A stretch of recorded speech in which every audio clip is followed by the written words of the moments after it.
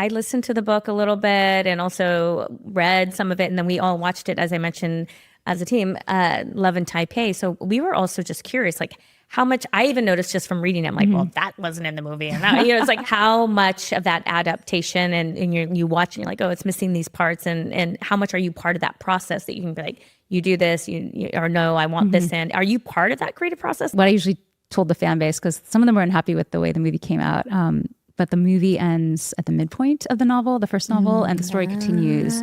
But, as an author, it's you and the page, and then your editor weighs in, your agent weighs in. But at the end of the day, down to the last Oxford comma, the decision is the author's usually. Oh, okay. At least that's been my experience. And with a film, you're ceding creative control to 300 people. Yeah. Because every single one of those people will bring in their own creative sensibilities. The actors bring their own mojo, and the director has his own lens or her own lens, and the screenwriter, and then the producers.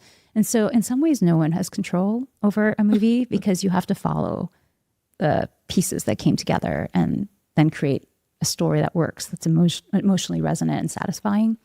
So we basically, when we announced the book, that's when my agent started hearing from the scouts in Hollywood for Loveboat Taipei. Oh, that's how it works. So we need to make this into a movie. So producers called, studios called, scouts. And so I talked with them, and they would ask me, like, do you see this as a movie or a TV series? Do you see this as a full-blown musical because there's this big dance element? Are we going to just lean more heavily into the dance side? What's most important to you? And one of the things I said is, like, it's a story that's very, very Asian American. It's a uniquely Asian American story. And there's 30 different characters reflecting this diversity that we know is in the community, but that we really weren't seeing on the screen in Hollywood at the time.